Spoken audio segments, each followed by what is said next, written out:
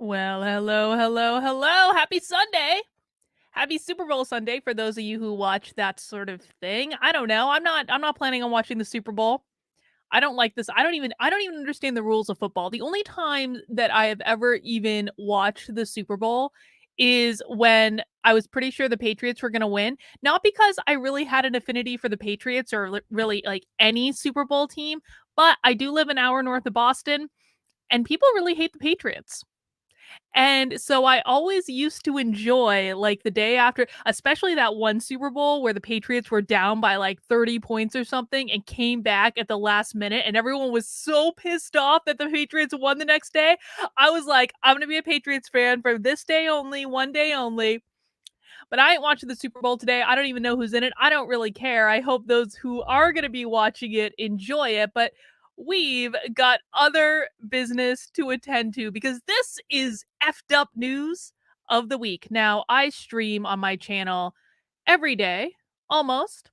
Sunday, Monday, Tuesday, Wednesday, and Thursday at 5 p.m. On Friday, we go over to my second channel, Actively Unwoke, where I do a stream there. On Saturdays, I generally rest and I relax. Yesterday, I made Victor, for those libertarians who might be watching, yesterday I made Victor watch the full 5-hour LNC meeting where they were talking about Delaware, and we were enthralled. It was better than a movie. If you guys have never watched this meeting, or even if you have absolutely no idea what the LNC is or why they would be having a meeting about the Libertarian Party of Delaware, I strongly encourage you. It is on the Libertarian Party's YouTube channel. It is amazing. It is dramatic. It is non-stop entertainment, and I made Victor watch the whole thing. And at the end, he said, "This is crazy. They're all LARPing. What the hell are they doing? What is going on in the Libertarian Party?" And I said, this is exactly why the Mises Caucus is important. Now, for those of you who aren't interested in libertarian politics, you don't have to worry about any of that at all. We're not going to talk about libertarian drama today, although it is fascinating. We're going to talk a little bit about Joe Rogan today. We're going to talk about emojis. We're going to talk about snakes on a plane. We're going to talk about Adele. We have a lot of great articles for effed up news of the week. But before we get into that, I got to do my blatant grifting and shilling. If you have not yet checked out my new website, well, relatively new website, activelyunwoke.com. This site is shaping up to be pretty cool, guys. There's going to be a lot of cool stuff on here. Now, what I want to draw your attention to are a couple of things. Number one, I wrote this here helpful book. It is the ultimate guide for fighting back against the woke insanity in your lives. It has case studies and actionable strategies, like things that all of you can really do in the real world. It is available for pre-order right now. You can get it on Amazon, you can get it on non-Amazon. And to help people really put this information to good use, I am holding a series of webinar events. Now, we had this one this past week with Nicole Solis. You can watch the replay by coming over here, clicking on this promo. I'm going to build a whole section of this website that just has archived presentations that people can download. But I want to draw your attention to this one, Die Hard Critical Race Theory Training Exposed. Now, this is a free webinar that anyone can attend, and this is going to be on February 17th at noon. My friend Paul Rossi is going to join us, and Paul has been doing investigative journalism because journalists don't really do journalism anymore. He has been investigating what teachers really learn when our tax dollars are spent on things like equity. And he's got a bunch of clips that he's going to show you. These clips are so shocking, they've already been censored on Twitter. He's going to show you them in this private webinar this week where they can't censor us from showing them, and even giving you guys a chance to ask Paul questions, because Paul is a teacher. He is a former math teacher. And so he's going to be able to answer your questions about what's really going on in the schools. Please share these out with your friends and family. Get people involved. We need to spread the word about what's going on. Coming up after that, I have a book club that's coming up next week for my local supporters. We'll talk about local support in a minute. We are reading The R of the Mind. I can't say the R word on YouTube because reasons, but it is an amazing book. Oh my God. This is one of those books that was written in like the 50s about how totalitarian regimes imprint their will on the unsuspecting masses or people that they're trying to brainwash. It is extraordinarily relevant to what's going on today. Like, I have not been able to put this book down. There are just so many pieces of information that you could absolutely apply to what's going on in the world. My friend Aaron Keinsvatter, who is a psychologist and a counselor, and he used to be at the University of Vermont before he blew the whistle on the woke chaos going on there. He's going to join us next Sunday for a book club chat. We're going to have an abbreviated version of Effed Up News next Sunday to accommodate that. And then on February 24th at 7 p.m. at night, to make sure people who work have a chance to attend, I'm going to be doing a presentation about what is critical race theory and giving people a chance to ask questions. This is a bare bones introduction. If you are not familiar with all the ins and outs and how crazy critical race theory is in workplaces and schools in normal life, this is going to be a great presentation for you to attend to, get up to speed on what's going on and see actual real world examples. So all of these events are free to sign up for. You can do that under the live events tab on activelyunwoke.com. And my local supporters have been waiting for this. I just today, finally, at long last, launched the Unwoke Army. The Unwoke Army is going to be a grassroots group of just normal people that are coming together to fight back against woke insanity. There are so many things we're going to work on. Things like we're going to do masterminds to help strategize about ways to fight back against the woke. We're going to create an entire knowledge base on activelyunwoke.com. You're going to be able to have the opportunity to present those webinars, sign up to present them out to the group, share your knowledge. This is a way, guys, I really want to make sure we're helping each other understand this stuff, taking advantage of all the skill sets, because there's not a single person that's good at everything. But as a group, when we come together and we work together, that's when we're going to be able to defeat this. You can participate in all sorts of different ways. You can do research. You can write. You can clip videos. I will help you create a platform. If you want to create a platform, I will give you access to my platform. I'll promote your stuff. But there are some rules to joining the Unwoke Army, and there is an application process. And that is all available right now on activelyunwoke.com. Now, I mentioned that I would tell you about my local supporters. This is how you get access to the book club. These are also the first applications I'm going to be reviewing for the Unwoke Army. My local supporters make it possible for me to do this work. They make it possible for me to stream 6 out of 7 days of the week. They make it possible. They help me maintain my sanity, but they also make sure I have the financial backing to do it, because paying my mortgage is actually important to me. May not be important to you, but it is actually important to me. I need a place to live if I'm going to be able to fight the woke all day, every day. This is literally my full-time job. So you can become a member of my locals and support the work I'm doing and get access to all sorts of perks by heading over to, let me get to my banner, kb.locals.com/support. You can join for $5 a month. You can join for $50 a year, which gives you 2 months for free. You can also make a one-time gift. I really appreciate all the support that I get from my locals. I don't have the biggest community on locals, but I have the best community on locals. All right, let's jump right into it. So I woke up this morning, and this is one of the very first things that I saw, was that CNN had published this article. Joe Rogan's use of the N-word is another January 6th moment. Well, that doesn't seem a little reactionary, does it? That's not reactionary at all. But a funny thing happened. So apparently, CNN got a little bit of a backlash over this absurd headline. And I went to find the article in DuckDuckGo. And a funny thing, so we can actually see right here, we can see the CNN article with the original headline propagated right here. And then right next to it, we have this Fox News article from more recently. CNN changes headline comparing Joe Rogan's use of the N-word to January 6th. Huh. It's funny how that works, isn't it? So sure enough, they did change the headline of the article, but we're going to read the article nonetheless, and we're just going to imagine that it was in the spirit of the original headline, saying Joe Rogan's use of the N-word is another January 6th moment. Let's read about why CNN believes that a podcaster who just wants to talk to people is equivalent to a dangerous insurrection. The podcaster Joe Rogan did not join a mob that forced lawmakers to flee for their lives. He never carried a Confederate flag inside the U.S. Capitol Rotunda. No one died trying to stop him from using the N-word. But what Rogan and those that defend him have done since video clips of him using the N word surfaced on social media, is arguably just as dangerous as what a mob did when they stormed the US Capitol on January 6th of last year. Well, you see that CNN may have changed the headlines, but they obviously didn't change the inflammatory nature of this article about Joe Rogan. Matt D says CNN are like women in 50s horror films fainting. Nat D, I cannot think of a better analogy for what CNN is like. Thank you for the super chat. I really appreciate it.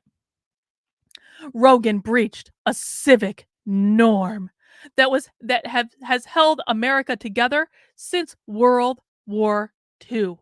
It's an unspoken agreement that we would never return to the kind of country we used to be. The agreement revolves around this simple rule: a white person would never be able to publicly use the N word again and not pay a price. Listen, man, I'm not a fan of the N word. It is not a word that I have said anytime, really. Like, I can't, I'm sure there was a time in my life when I said it. Like, I'm talking like back when I was like much younger and just like screwing around to be contrarian, but it is not a word I feel comfortable with. It is not a word I would ever say today, even if I was singing along to a song. Like, I don't really listen to hip hop, so it's not really that big of a deal. But like, even then I probably wouldn't say it. Like, even the idea of me saying it makes me go, and you guys know I'm a person that will say almost anything. But I'm also going to say this: I don't think there's any unspoken agreement that white people aren't allowed to use that word. I don't think there is. I think there are absolutely contexts in which white people could use that word, in which it would be taken as a discussion of the word choice. It would be, I could see white people using it in terms of, or frankly, any people using it in terms of like a defense of free speech. I could rationalize those sorts of arguments, even if it's not a word that I myself would ever say for pretty much any reason. I can absolutely see reasons why people would do it. It's just simply not a choice that I would make. Rogan has so far paid no steep professional price for using a racial slur that's been called the nuclear bomb of racial epithets. It may even boost his career. That's what some say happened to another white entertainer who was recently caught using the word. It is a sign of how desensitized we become to the rising levels of violence, rhetorical and physical, in our country, that Rogan's slurs were largely treated as the latest racial outrage of the week. Well, I mean, CNN, it's more a reflection of the fact that you guys scream racism like literally all the time. Literally all the time. And that's why we're seeing a racist attack of the week that no one takes seriously anymore, because you guys have managed to call everything that you personally disagree with racist, even if it has nothing to do with race. That's why people don't take this seriously, because you guys have cried wolf one too many times. But once we allow a white, do you notice they're capitalizing white? That's a new thing. They used to only capitalize black. Now, and they would purposefully not capitalize white in order to center black voices by capitalizing black. Now they're capitalizing white. That's interesting. But once we allow a white public figure to repeatedly use the foulest racial epithet in the English language without experiencing any form of punishment, we became a different country. We accept the mainstreaming of a form of political violence that's as dangerous as the January 6th attack. So CNN is literally arguing that words are violence. Shocking. Why Rogan's use of the N word may not hurt his career. Some might say that comparing a podcaster's moronic mussings about race to January 6th is hyperbole. You think? They will invoke cancel culture and political correctness. The man apologized, they will say. And he did. He called, and this is why we don't apologize. This is why we never apologize. And listen, I said this last week. I think that some of the things that Joe Rogan said were in extremely poor taste and frankly a little racist. And I would be very regretful if they had come out of my mouth. But that is not the point.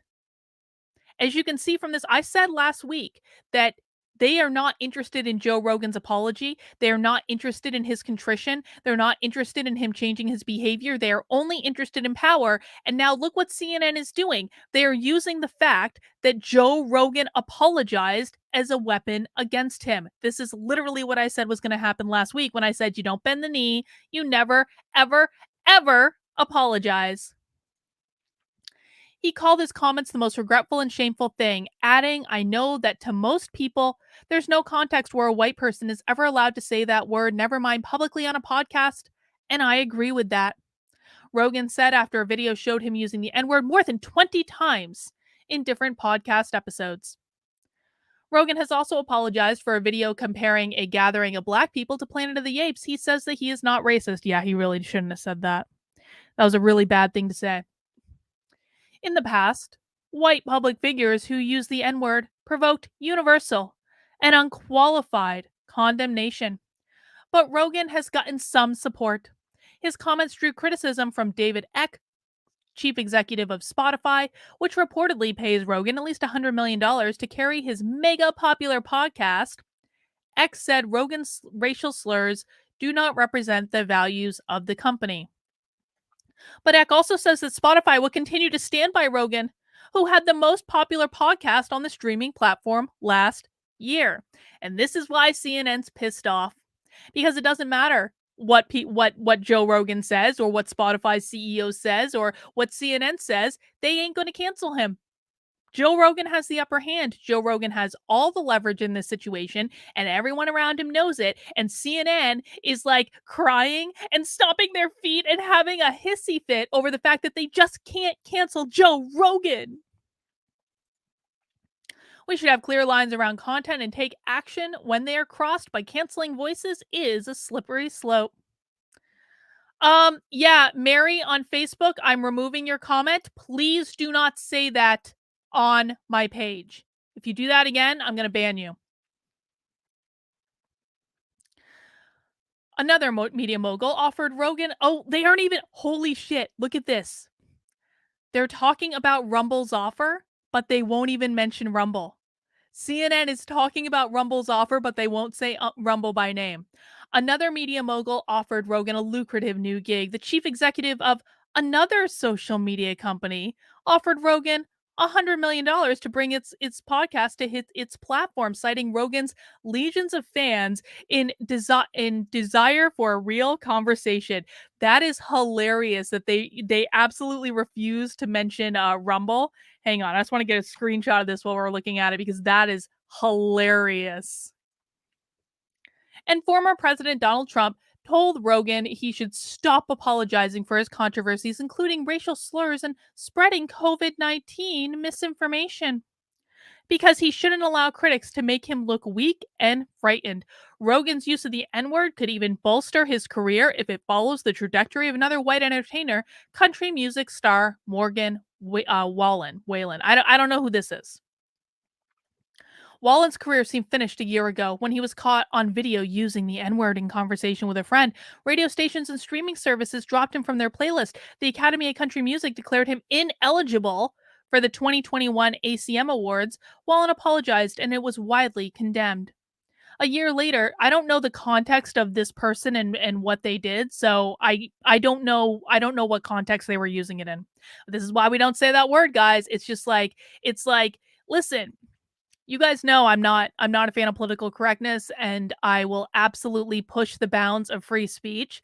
But sometimes people just make stupid decisions. Like this woman that just commented on my Facebook page using this word. Like, why? What do you gain by this? Like, you have to do a cost benefit analysis sometimes, man. I am all for pushing speech. I am all for using speech that people downright find offensive. I think my record on this is pretty clear.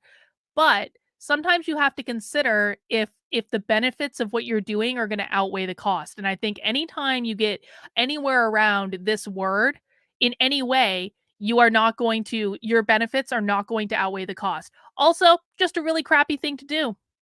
There's no reason to use this word. I'm sorry. There's just no reason to use it. There are many other ways that you can make your point without creating the firestorm shit show that will inevitably come up anytime this word is involved. A year later, Wallen's career has not only rebounded but exploded, according to Billboard magazine. His songs are back on the radio, and he had the most popular album of 2021 in the US, according to Billboard. Wallen is embarking on a nationwide tour with many dates sold out and is slated to headline music festivals this summer. Rolling Stone published an article earlier this month with the headline, "Did dropping the N word actually help Morgan Wallen's career?" The article quoted a Nashville insider who said Wallen's popularity surged after his use of the N word because the backlash made him a martyr to people that hold what I would say are prejudices. Now, this is something that I talked about earlier this year. There's an article on my Substack about the backlash to critical race theory that actual, legitimate white identitarians are using the anti-CRT movement in order to recruit people, that these movements do have more people involved in them than people think that they do, that it is a growing problem, that it's only going to get worse. Of course, the media ignored that article, even the conservative media, because they are all, well, not real journalists. A recent USA Today story said Wallen had become an anti-cancel culture hero and quoted an executive who said that the more mainstream criticizes Wallen, the more power those who support his bigotry begin to feel. Now, I'm not going to make the assumption that people are supporting this guy and listening to his music are, racist. I'm not going to make that assumption. Again, I don't know what the context was that he used that word because CNN, of course, did not explain that context. But I will say that when you push racism, racism, racism, racism, racism as your answer to every single thing people who disagree with you say, that you are literally creating this kind of backlash. You're creating this. This is all created by the woke left. Listen, man, I understand why people are backlashing against them. And if the woke left was really interested in solving racism, then they wouldn't be pushing this stuff in the first place. Jason on Facebook is about to get blocked, and I'm going to tell you why he's going to get blocked. Jason says, "I like how Carlin gives into the bullshit of the woke over the N-word, but refuses to adhere to them. Make up your mind lately, give in to them or reject them." Jason, go fuck yourself. This is my house. We don't use that word in my house. You can go use that word on your own page all you want. You ain't going to use it on mine. Sorry. Guys, we are all allowed to come up with our own conclusions about what we feel comfortable with in our house. My channel, my social media properties, my social media platforms, that's my house. You don't use words that I'm not comfortable with in my house just to be contrarian douchebags. I hope we all understand each other. Meanwhile, Rogan is now reframing the backlash over his use of the N-word as a cancel culture battle. This is a political hit job, he said, and it was. We proved that last week. It's good because it makes me address some expletive that I really wish wasn't out there, he's told a guest on his show. You just have to say it offline, you just have to stay offline, life goes on as normal. And of course, he's right about that. Listen, guys, this article keeps going. You can go read it for yourself. But yes, CNN. Now, of course, we know that January 6th wasn't actually an insurrection. It was a mostly peaceful protest that had some people breaking some windows and doing things they shouldn't have done, but mostly peaceful. But CNN actually does believe it was the most violent insurrection in the history of the country. And now we know it's even worse than that. Joe Rogan apologizing for saying things he shouldn't. But you know what? You know what they're really mad about Joe Rogan about? Because it ain't about the N-word. We all know it wasn't really about the N-word. They were mad at Joe Rogan for daring to give us a different perspective on COVID. That's why they went after him. Because they're desperate with the trucker convoy and with the polling coming out saying we don't want these massive mandates anymore. They are desperate to hang on to the power that they have amassed for themselves throughout the course of the COVID pandemic. Now, this article was from a Canadian publication. Wouldn't you know it? Lifting restrictions could cause anxiety for many as unknown persists. How interesting, Canada. How interesting that as you have the largest trucker convoy in the history of convoys, how interesting that as one of like I mean, I guess they're blocking off several major bridges now going into Canada. They've occupied the capital city. How interesting that Canadian television is pushing articles like this saying, "We can't lift the mandates. It's going to cause too much anxiety." And here's what happened. We never should have said, we never should have agreed to 15 days to slow the spread in the first place. That was the biggest mistake that any of us ever made. We never should have agreed to 15 days to slow the spread in the first place because 15 days to slow the spread quickly became 30 days to slow the spread, which then became 2 effing years to slow the spread. Now, why is 30 days a magical number? 30 days is about the amount of time it takes for new neural pathways to develop in one's brain, and that's how long it takes to build a habit. So when 15 days to slow the spread turned into 30 days to slow the spread, continuing to restrict people from living their lives ended up ended up creating a mass society that is addicted to these restrictions. That's why we see people going crazy with masks and mandates and trying to dehumanize anyone that disagrees with them because they're all addicted to this. And guess what happens when you try to change the behavior of someone who has been acting in the same way for 2 flipping years? You're trying to reprogram their brain. And when people try to develop new habits, it's a little bit of it's a sticky situation to go through.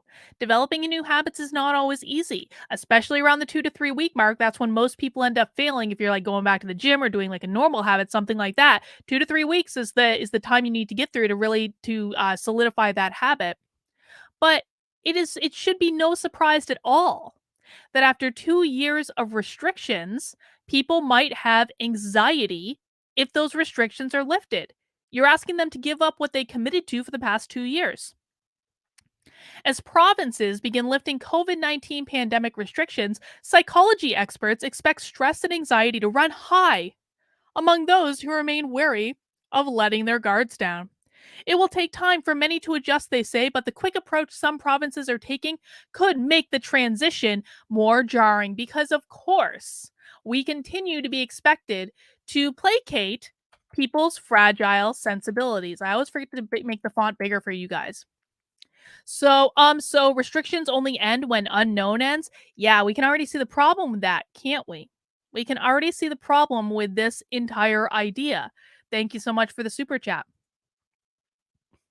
Alberta ended its vaccine certificate system on Wednesday, days before its mask requirements for students is set to drop. While Saskatchewan plans to do away with its vaccine mandate on Monday, other provinces, including Ontario, have taken a more gradual approach to dismissing COVID-19 measures. Oh, Jason. Jason's going to get blocked. Bye, Jason. Steve Jordans, a psychology professor at the University of Toronto, says it's natural for people to feel conflicted as restrictions ease. Though many are tired of the mandates aimed at slowing the spread of the virus, there's still some underlying fear. In the back of our minds, there's this, I don't know what that word is, anxiety of, are we doing this too soon? Are we going to end up kicking our butts again by a new variant, or getting our butts kicked again by a new variant? And given all the division we're seeing right now, could this make it worse? After 2 years of being told to avoid the virus, it would be hard for some people to switch that mindset. Again, these people have some flipping nerve. They have some nerve.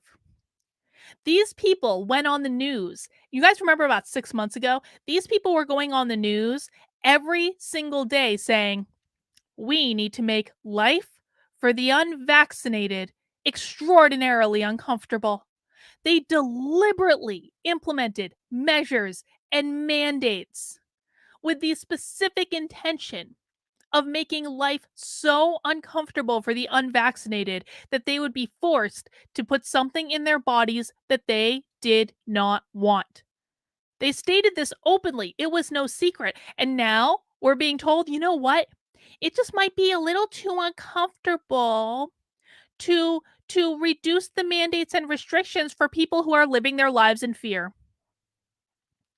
The media has literally pushed people to being afraid of not of driving in their car alone without wearing a mask.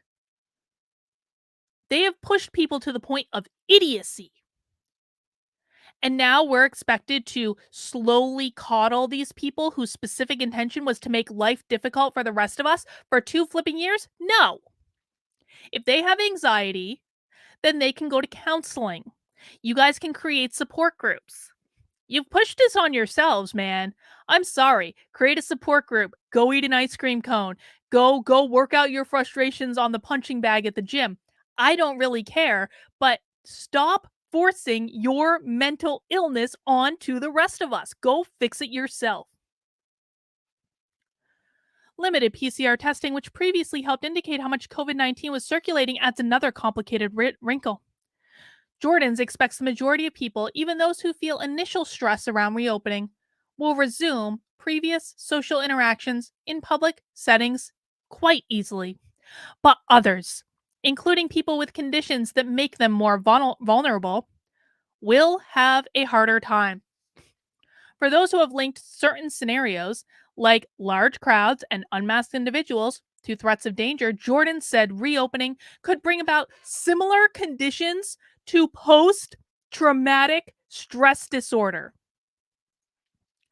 They're literally saying that people who are like what, quadruple vax and boosted, who wear masks everywhere they go, they're literally saying these people are going to have post traumatic stress disorders by mandates being removed. Can anyone, and this is an honest question, and I'm going to ask this. I'm streaming right now on YouTube. I'm streaming on Odyssey. I'm streaming on Rockfin, and I'm streaming on Rumble now. Just for you guys that wanted the Rumble streaming, I'm now streaming there. But I'm asking all of you a serious question. Can you think of any other time in human history when a government lifting a mandate has resulted in post-traumatic stress disorder for a segment of the population?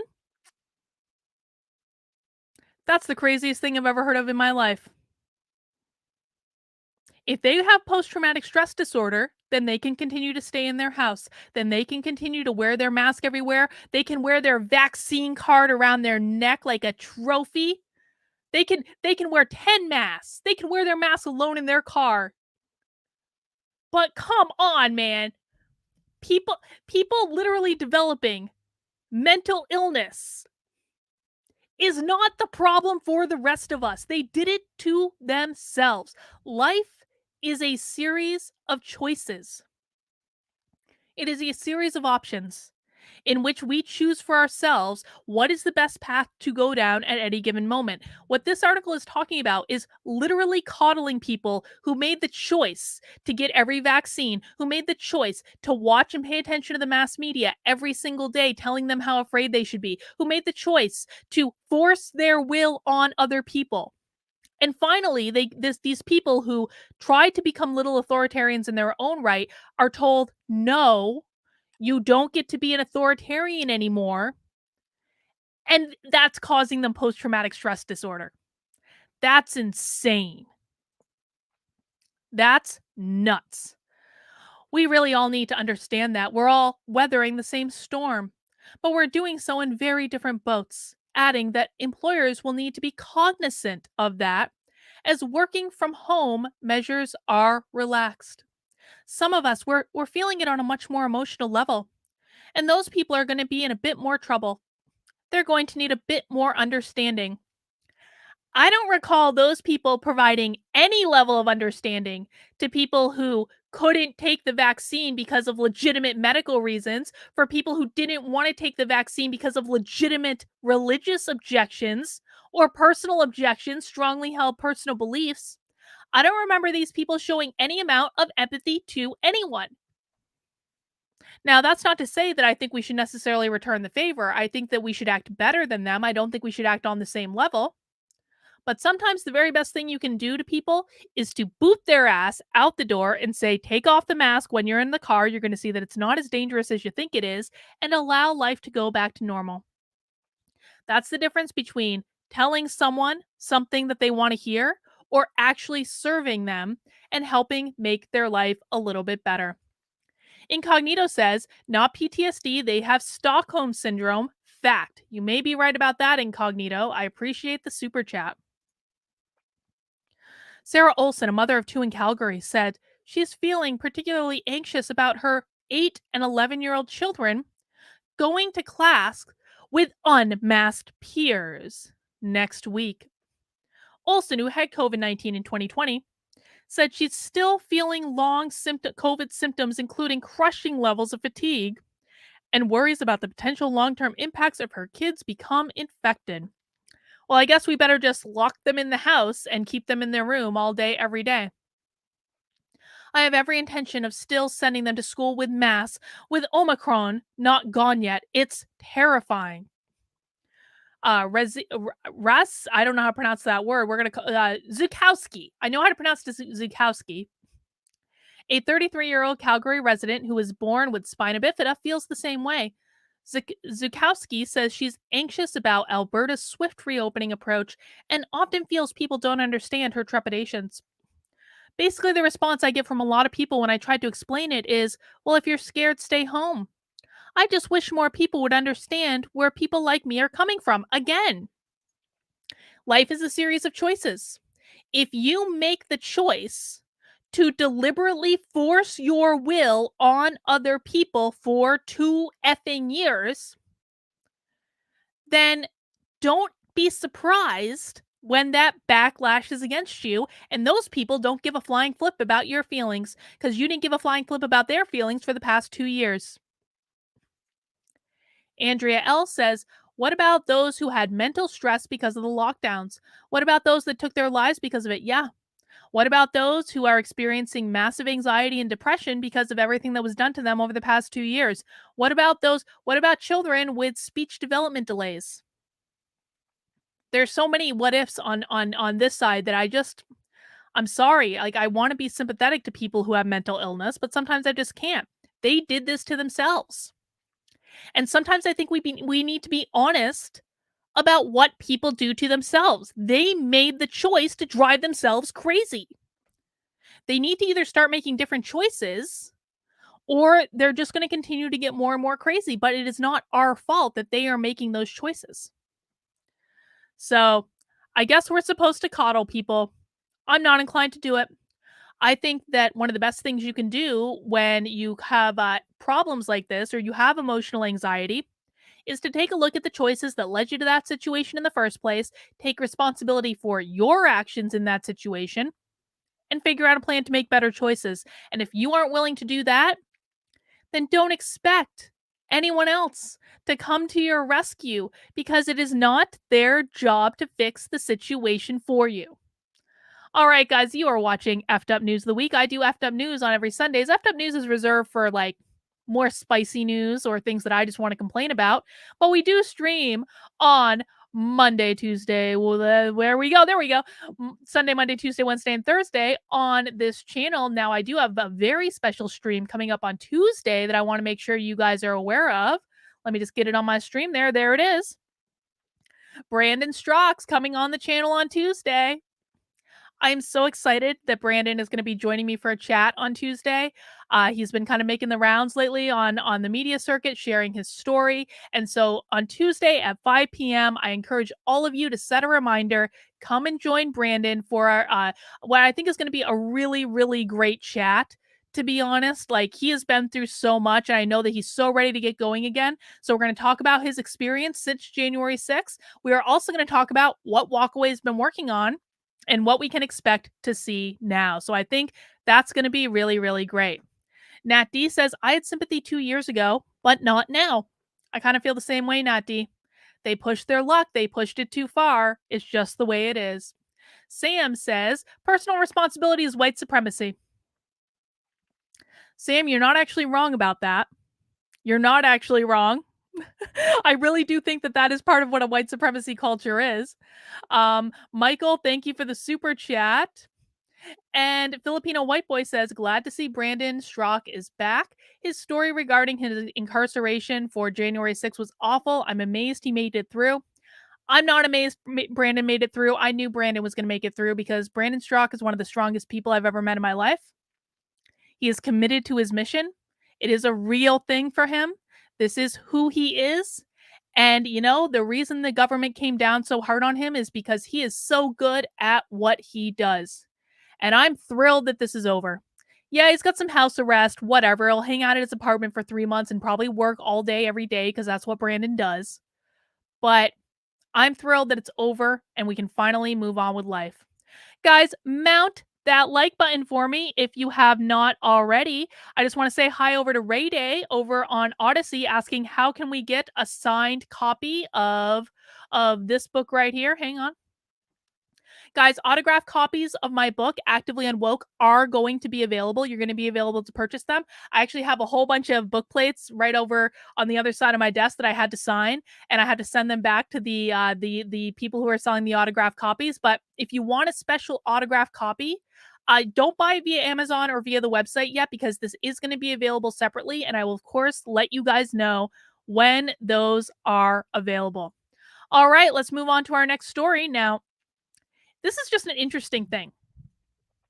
This is just interesting, okay? So last night, I was laying in bed and I was trying to really figure out what was going on with like the trucker protest and like what was going on in that bridge. And don't worry, if you already pre-ordered the book, I can send you a book plate. Don't worry about it.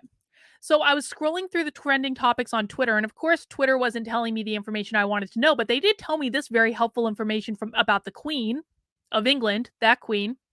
Apparently, the Queen might have COVID, and I was a little annoyed about not being able to find information about what was going on that bridge, but they're serving me up information about the Queen might have COVID. Like, fine, I'm sure she's got the best healthcare in the world. But then I kind of thought, I was like, I just tweeted this out, not actually expecting an answer. I said, I wonder if Justin Trudeau has spoken with the Queen.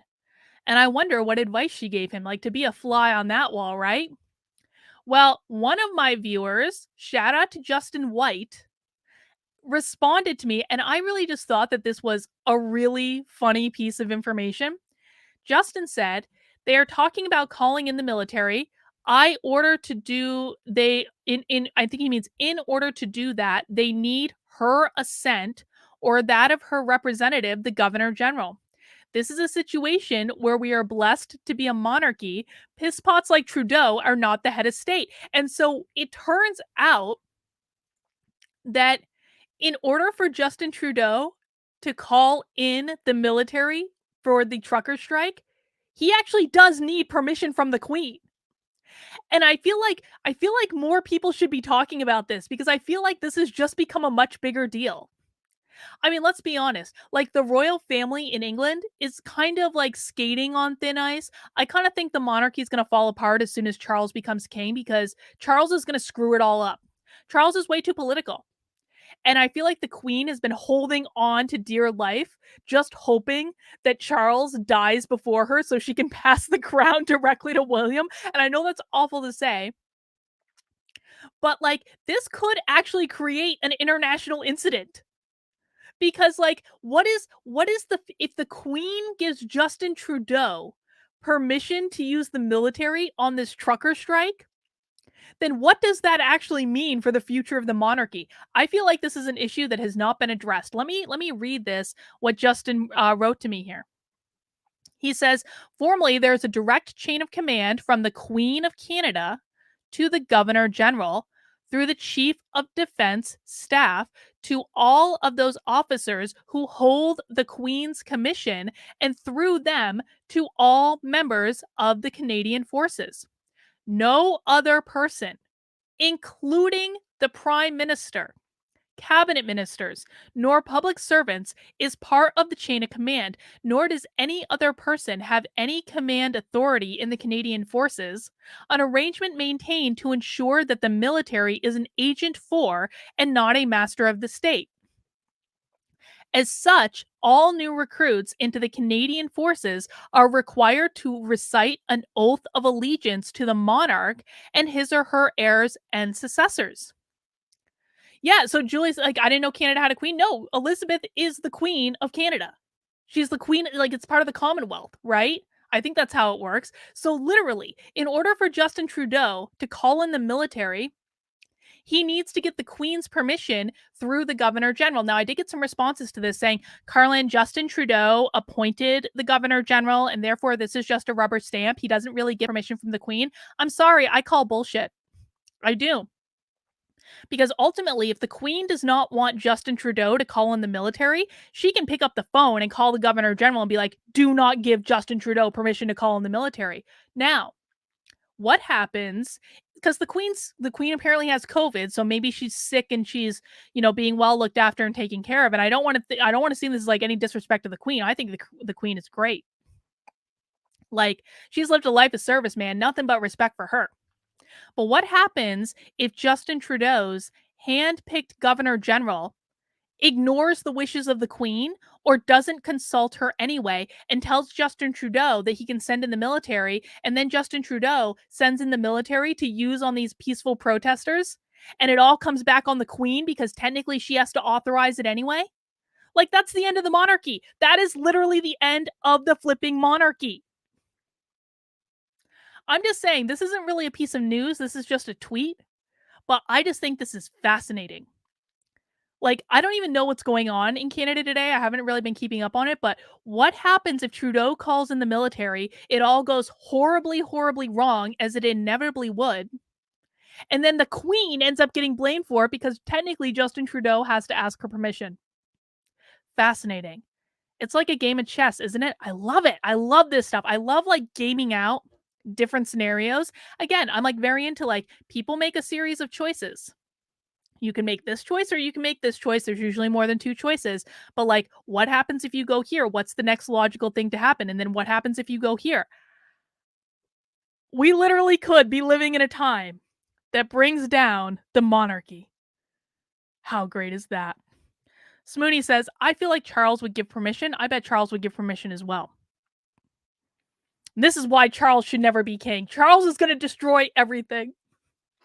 I just wanted to go, although I have to say, like, okay.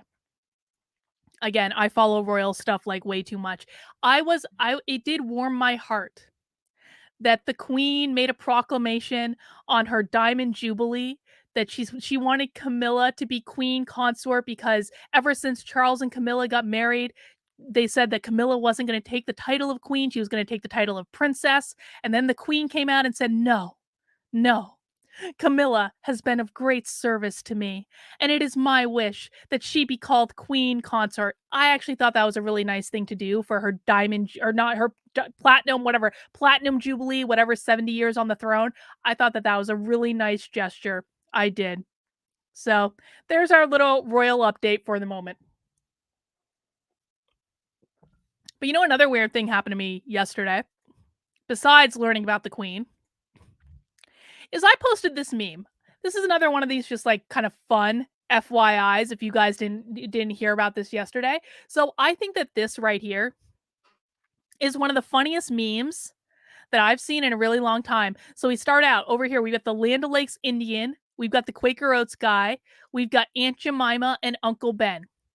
Just household icons, right? Household icons. And 3 of these icons have been canceled. And it ain't the white man. So white supremacy reigns again. Even the Land O'Lakes Indian. The Land O'Lakes Indian is actually probably one of the best cancellations here. Let me see if I can find something in the replies. Oh, there it is. Okay. So here's the Land O'Lakes cancellation. Is they literally removed the Indian from the package, but they kept the land. Land O'Lakes, deeply, deeply colonizing. And even I found out, and I didn't even know this, apparently the cream of wheat guy was canceled. Why are they canceling all these black icons of consumerism? I don't understand. But the only one that hasn't gotten canceled is the Quaker Oats man, the Quaker Oats guy. Until now. Now the Quaker Oats guy has been canceled because when I posted this meme, to Instagram yesterday. Instagram said that I was promoting violent or dangerous organizations. Now, I don't know who knows what about the Quakers. The Quakers are a fundamentally peaceful group. The Quakers do not believe in war. The Quakers are peaceful. But apparently, according to Instagram, the Quaker Oats man is a violent or dangerous organization. And I was promoting violence by posting this meme to my Instagram. So they said that they removed this because we remove photos or videos of extreme graphic violence, photos or videos that encourage violence or attacks on anyone based on their religious, ethnic, or sexual background, and specific threats of physical harm, theft, or vandalism or financial harm.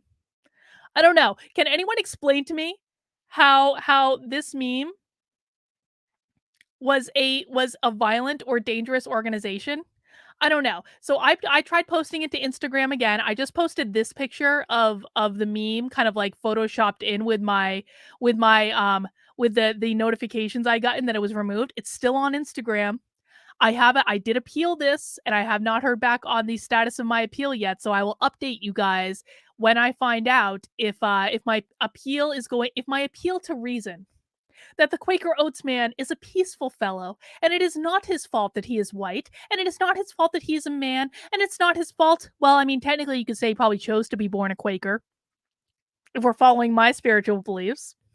But it's not his fault that he's a white man that hasn't been canceled. It is not the Quaker Oats man fault that Land O'Lakes decided to cancel the Indian woman and then steal her land. It is not the Quaker Oats man's fault that Aunt Jemima and Uncle Ben were canceled. It is just like, it is amazing. It is amazing. You know, you do something on social media to try to fight against white supremacy, and they cancel you all the same. Smooney says the only way to end the pandemic is by turning off the TV or at least CNN, Joy Reid, or for my fellow Aussies, ABC News and The Project. I actually kind of liked watching Joy Reid. Joy Reid is crazy. We had the best Joy Reid reaction stream this past week. We got to keep watching Joy Reid while she's still employed at MSNBC, just to keep an eye on her, because she says some crazy shit. She really does. And then Filipino White Boy follows up, by the way, I completely forgot about this, but is Joy Reid still employed by MSNBC? Yes. Wasn't she going to be fired or something? Apparently, Joy Reid is going to get fired sometime this spring. At least that's what the Twitterati had to say about it. But we'll see. We'll see if Joy Reid still has a job come the spring. Who knows? All right. I think that's all the super chats for right now. Guys, please make sure, again, you mount that like button. Please make sure you subscribe to the channel if you have not already. Let's move on to the Quaker Oats guy apparently is a white supremacist violent organization. But what about emojis? What about emojis? Which skin color emojis should you use? The answer can be more complex than you think. Guys, I would like you all to chat in right now with which skin emoji you generally use. I'm just curious. Apparently, you can pick out whatever skin emoji you want. But NPR wants to make sure you're very thoughtful about the decision of which skin emoji to select when you are issuing a reaction on the internet. Heath Resella identifies as 3/4 white and 1/4 Filipino. When texting, he chooses a yellow emoji instead of a skin tone option because he feels it doesn't represent any specific ethnicity or skin color. He doesn't want people to view his text in a particular way. He wants to go with what he sees as a neutral option and focus on the message. I present as very pale, very light skinned, and if I use a white emoji, I feel like I'm betraying that part of myself that's Filipino. Are you shitting me? Oh, he's in Massachusetts. That explains everything. Everyone in Massachusetts is insane. Everyone in Massachusetts is insane. Everyone. No exceptions. Except for Karen, who's a member of my locals. Karen is not insane. Everyone else in Massachusetts, insane. But if I use a darker color emoji, which maybe more closely matches what I see when I look at my whole family. It's not what the world sees, and people tend to judge that. This is putting way, way, way, way, way too much thought into emojis. I mean, I'm sorry. Ugh, sorry guys, got a little congested. I'm sorry. If you are putting this much thought into flipping emojis, you need to get a life, dude. You need to think about things that are way more important. Hang on, I'm gonna mute real quick so I can like blow my nose. I'm sorry, it's gross, whatever. I need to be able to speak. Ah, shoot. That's not muting me, that's moving me.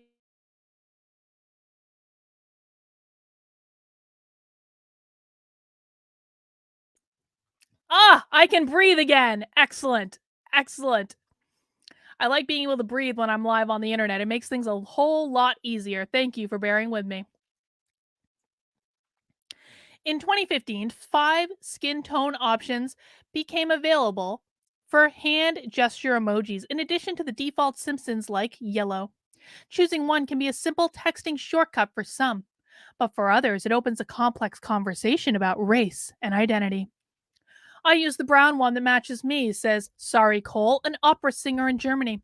I have some friends who use the brown ones too, but they are not brown themselves.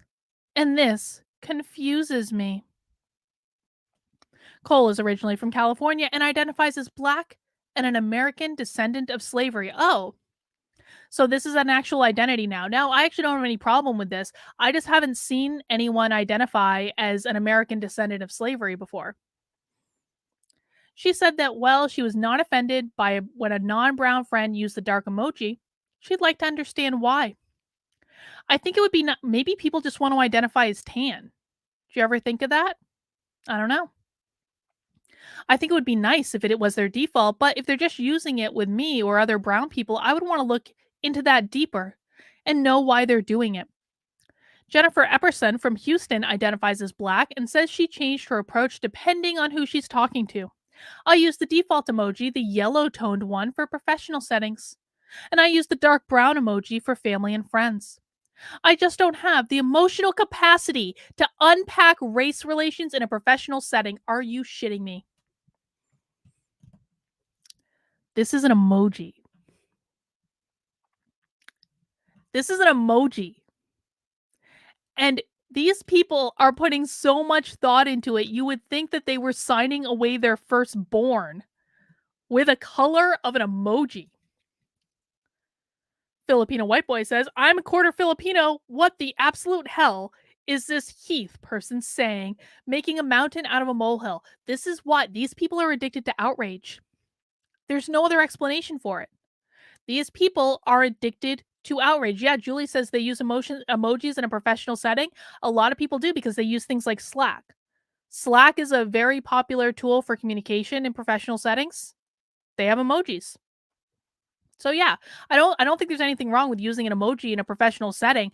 I do think there is something a little bit weird about having a struggle session over which tone of emoji to use at any given point. A 2018 study published by the University of Edinburgh looked at the use of different skin tone emojis, what it referred to as a modified emoji, on Twitter to find out if the modifiers contributed to self representation. Alexander Robinson, an emoji researcher at Google and PhD candidate involved in the study, says the emoji modifiers were used widely, but it was people with darker skin color who used them in higher proportions and more often. After a look at Twitter data, Andrew McGill, then writer for The Atlantic, found that some white people may stick with a yellow emoji because they don't want to assert their privilege by adding a light skinned emoji to text or take advantage of something they have created to represent diversity. Using the yellow emoji is literally considered white privilege. Do you want to know why I use the yellow emoji? I'm lazy and I don't care to change the settings. That is literally why I use the yellow emoji. I am lazy. I don't care. I don't know how to change the settings. I don't care enough to learn. If I'm using an emoji is because I'm indicating a thumbs up or a thumbs down of some sort. And all you need to know about my intention is whether or not I agree with you or I disagree with you. That is literally all you need to know. We don't need to go into an unpacking of all the reasons why I am too lazy to change the yellow effing emoji on my freaking computer, my phone. Perhaps like Heath, they simply don't want to think about how their message could be interpreted. But Zara, a researcher and writer in Berlin, argues that the skin tone emojis make white people confront their race, as people of color often have to do. For example, she shared Sorry Cole's confusion when someone who is white uses a brown emoji. So she asked some of her friends about it. One person who is white told me that it was because he felt that white people were overrepresented in this space that he was using the emoji. So he wanted to try and even the playing field. For me, it does signal a kind of lack of awareness of your white privilege in many ways. This is on NPR, which means that this article was funded by our tax dollars. Just wrap your head around this for a minute. We all paid for this. We all paid for this stunning investigative journalism. Rahman, who in 2018 wrote an article for the Daily Dot, the problem with emoji skin tones that no one talks about, also challenges the view that the yellow emoji, similar to the character from The Simpsons, is neutral. Because on that show, there were yellow people, and there were brown people, and there were black people.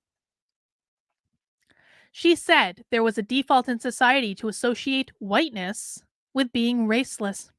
And these emojis gave white people an option to make their race explicit. I completely hear some people are just so exhausted from having to do that. Many people of color have to do that every day and are confronted with race every day. But for many white people, they're able to ignore it, whether that's subconsciously or consciously their whole lives.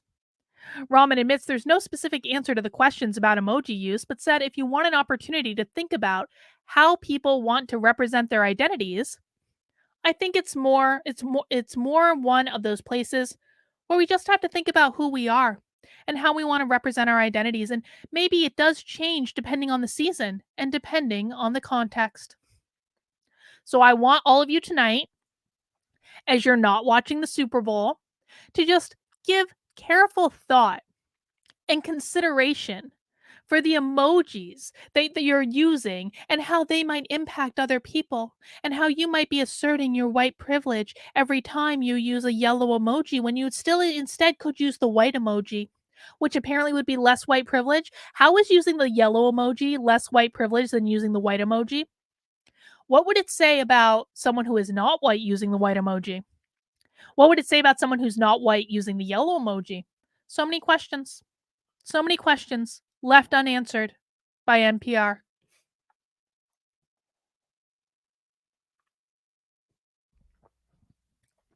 The state of journalism, man. I'll tell you what. All right, but that's not the only stupid thing that happened this week. Check this out. Adele slammed for telling gender neutral award show she loves being a woman. Good for Adele, man. Good for Adele not putting up with this crap. Adele is being accused of transphobia for declaring at a woke gender neutral award show that she loves being a woman. The Rolling in the Deep singer made the remark at Tuesday's Brit Awards as she collected the prize for Artist of the Year, a newly created category merging the old Best Male and Best Female Artist Awards. I understand why the name of the award has changed, but I really love being a woman and being a female artist. I do, she said to huge cheers. I'm really proud of us. I really, really am. But can you guys in the chat, can you guess what happened next? After Adele declared that she was proud of being a woman? Well, it went exactly like you think it went. Despite support from the audience in London's huge O2 arena, her comments quickly sparked outrage online, making her the latest high profile public figure accused of being a TERF, or trans exclusionary radical feminist. Please, no, Adele can't be a TERF. A staunch feminist performer named Jacob told his thousands of Twitter followers. Who'd have thought Adele was a transphobe and would use her platform to call for the destruction of the trans community, especially the confused teenagers, another longtime Twitter user posted. Yes, by saying that she loves being a woman, Adele called for the destruction of the trans community. These people give all trans people a bad name. I feel so bad for normal trans people. I really do. Others complained that they had lost a lot of respect for Adele and would no longer spend a cent on her music, the Times of London noted. The attacks led many to spring to the 33-year-old star defense. Thank you, Adele. Just thank you. Thank you for speaking the two words being vilified: woman and female. A decade ago, if someone had said a woman would be criticized for a thought crime of saying she liked being a woman, I would have laughed at such a ludicrous suggestion. Now it is happening. And I just want to thank Chris B in my locals community who pointed out this article to me in Los Angeles Magazine. Guys, this controversy with Adele is so crazy that they actually called it out. And they were like, you guys are just being dumb. Check this out. Was there really an Adele transphobia controversy? According to news reports, pop star Adele broke the hearts of countless woke folk by saying at a gender neutral Brit Awards on Tuesday, I love being a woman. Depending on who you read, the utterance sparked a transphobia debate, sparked outrage, got Adele slammed, accused of transphobia, and slammed for some more because she stood up for other females whose spaces are being erased for inclusivity, even as Twitter attempts to cancel her. With all that, it's a wonder how Adele survived the last 2 days. But who are all these mouthy culture warriors bent on bringing down the beloved songstress? At page 6, they found Twitter user Jacob, who, the scribe notes, bills himself as a staunch feminist, with whom they credit having thousands of followers. It's 3,676 to be precise. So page 6 says that this guy Jacob, who has thousands of Twitter followers, check this out. Oh, his tweets are protected now. He has gained 0 followers, 3,600 followers. I can't imagine why his tweets might be protected. I can't imagine. Please, no, Adele can't be a TERF. The New York Post gossip wing also found a tweeter with 382 followers who lamented who would have thought Adele was a transphobe and would use her platform to call for the destruction of the trans community. Let's take a look at this. There's the tweet. 20 quote tweets, not really, 22 likes on this tweet. You can tell the New York Post was like really stretching there. 385 followers. And obviously an Adele stalker account. This is like my stalkers on Twitter who are obviously Mikey Harlow and Carrie Smith. This is like my stalkers on Twitter who stalk every single tweet I say all day, every day, tweeting bullshit about it. Well, if my stalkers got quoted in Newsweek, which that's actually not too far off from what happened to me when I was smeared in Newsweek, but that would seem a little bit fishy, wouldn't it? Why is page 6 quoting an obvious stalker account with 300 followers? The state of journalism today. That's why. The Federalist acknowledged that something seems a bit off about the alleged Adele bashing, linking to Newsweek and stating Adele's comments surprisingly received little significant backlash, even though some media outlets highlight random tweets. Oh, isn't that funny? Isn't it funny that the media would lie to us about what happened? Huh. I just didn't see that coming at all.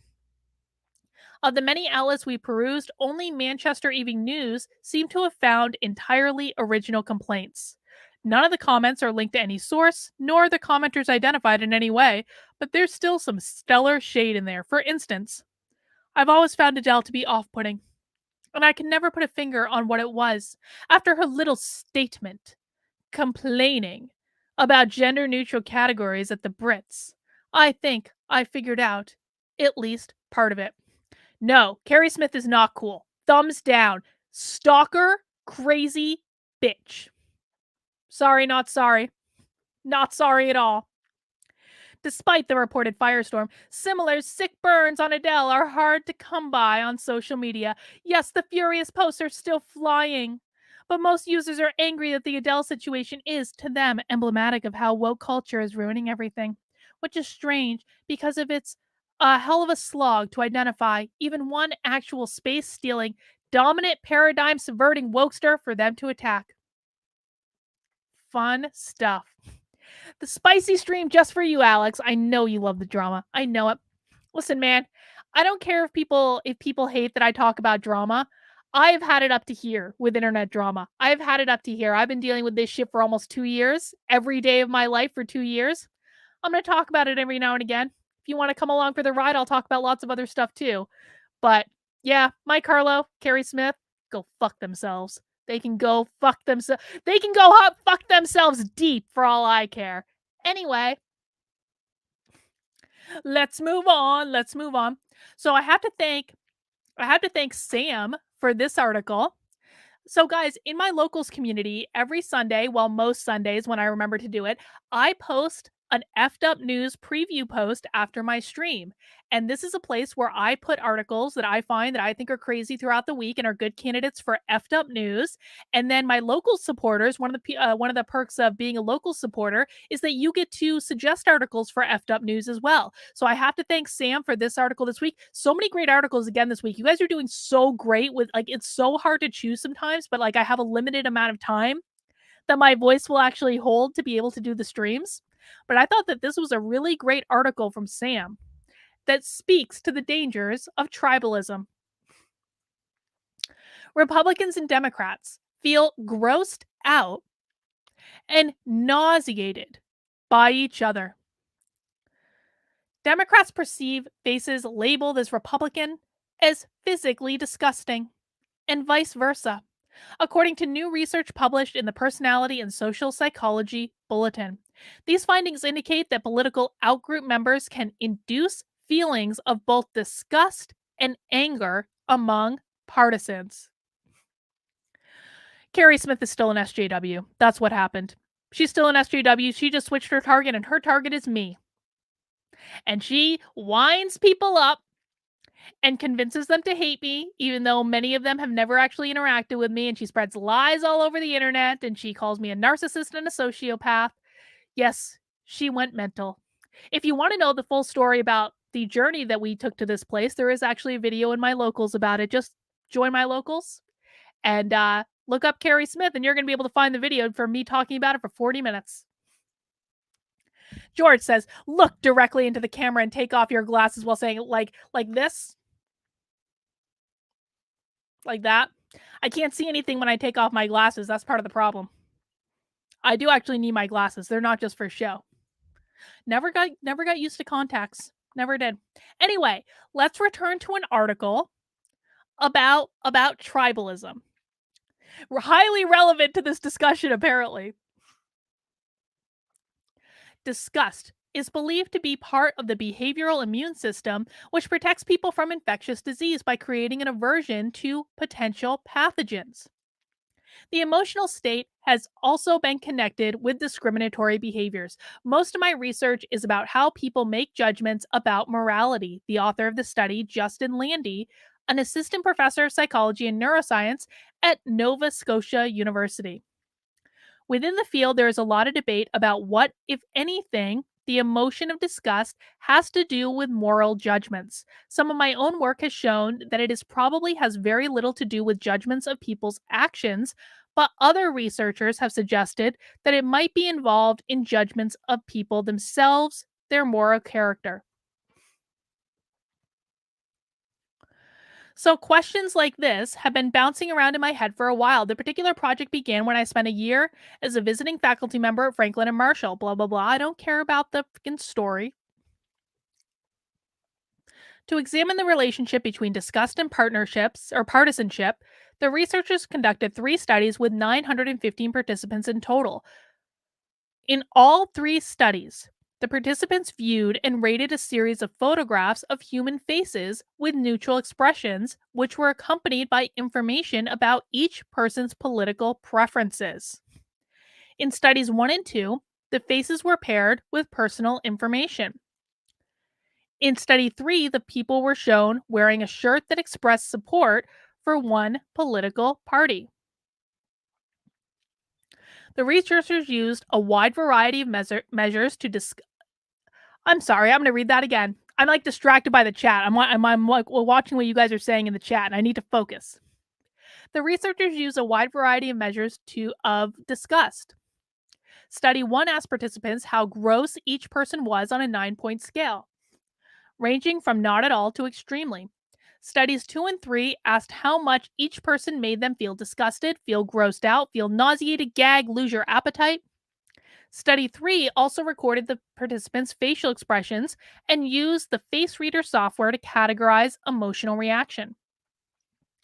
We mostly relied on self-report measures of emotion, which can be problematic. Let's see. Across all 3 studies, Landy and his colleagues found that Democrats and Republicans reported feeling more physically disgusted after seeing a supporter of the opposite party compared to a supporter of their own party. The emotions we feel towards people we disagree with politically are quite nuanced and complex. We specifically measured anger and disgust and found people strongly feel both of these emotions. So our attitudes towards political outgroups go beyond just disagreement or even dislike. This is actually scary.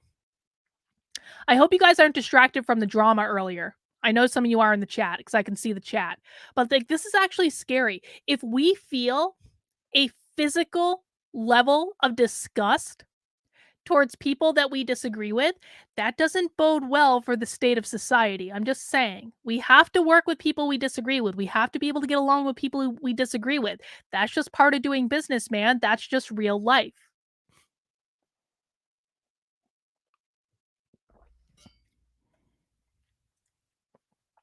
So our attitudes towards political outgroups go beyond just disagreement or even dislike. They're categorized by these really visceral, intense. You guys are talking about people with colored hair in the chat. Oh my God, you're killing me.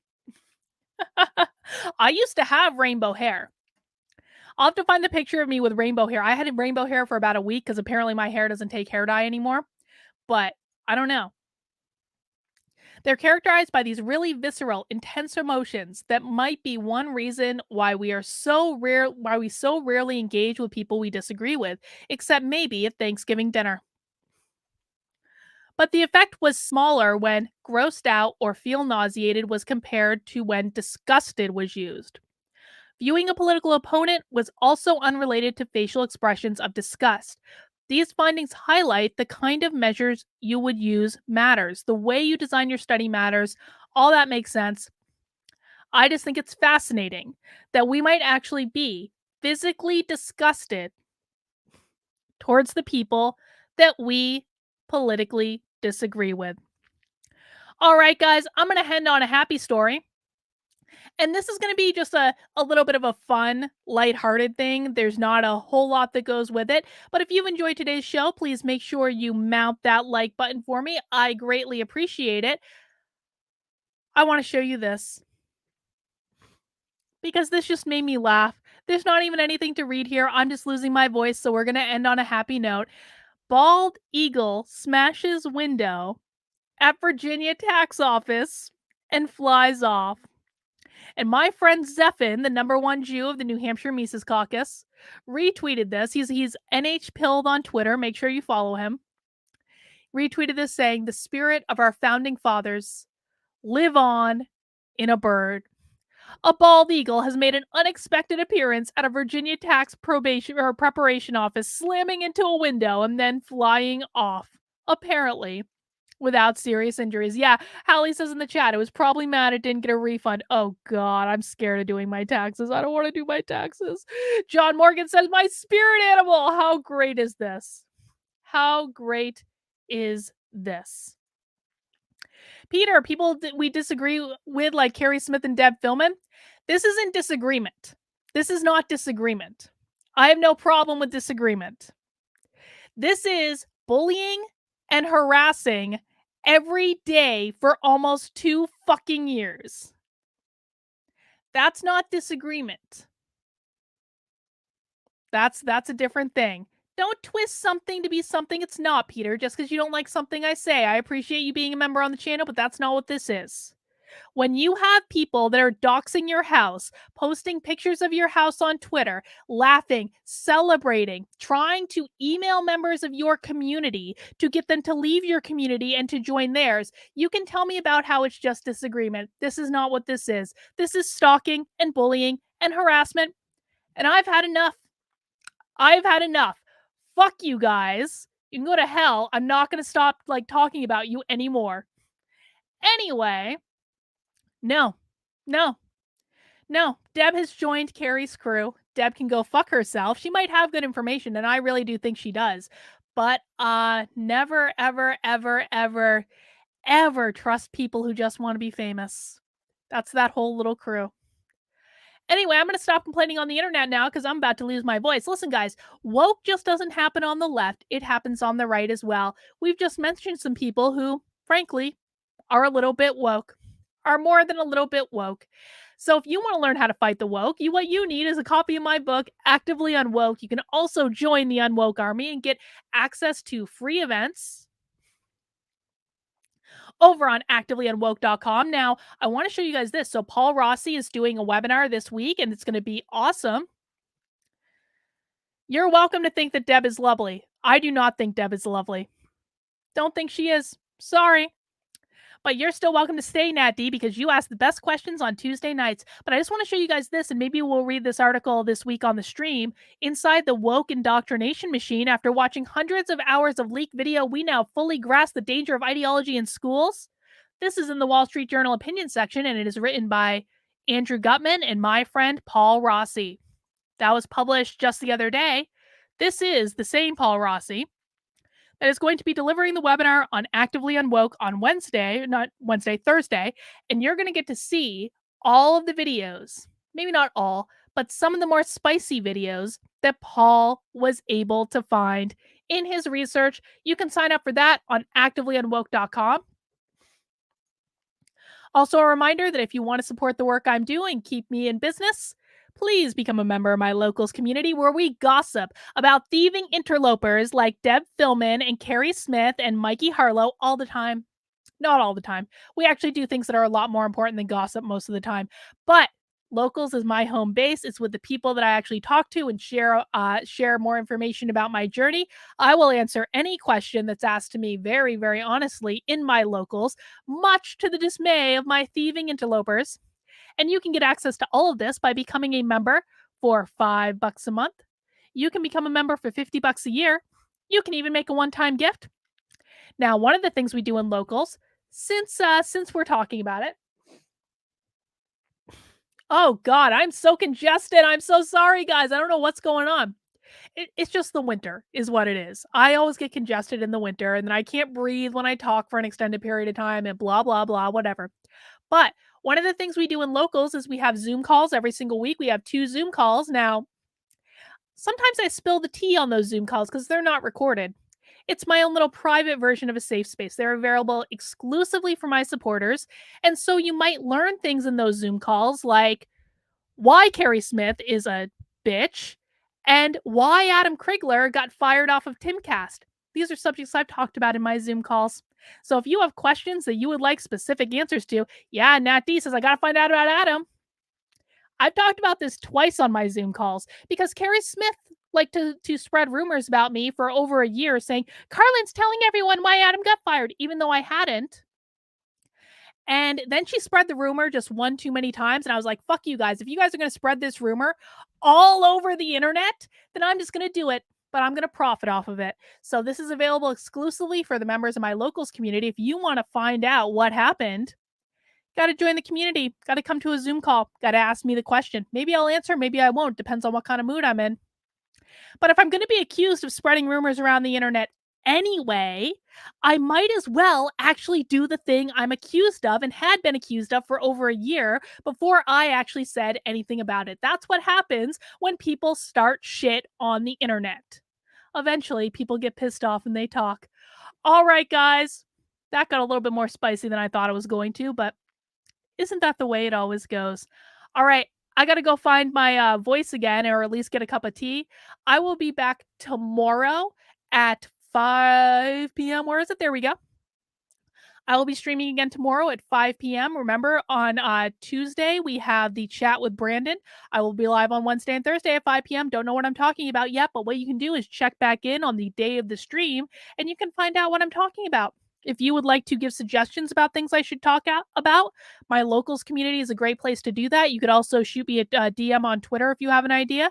I'm open to suggestions. I think tomorrow we're going to be talking about this big, long article that came out last week about why we can't stop fighting back against the woke and all the evidence that the woke really have a lot more power than we might think. So we might talk about that one tomorrow. We're going to see how it goes.